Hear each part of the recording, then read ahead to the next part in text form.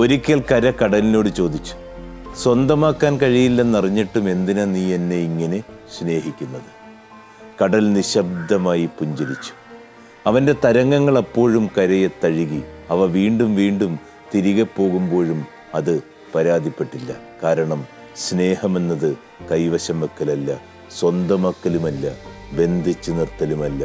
അത് വാക്കുകളില്ലാത്ത കാത്തിരിപ്പാണ്, മറുപടി പ്രതീക്ഷിക്കാത്ത പ്രാർത്ഥനയാണ്.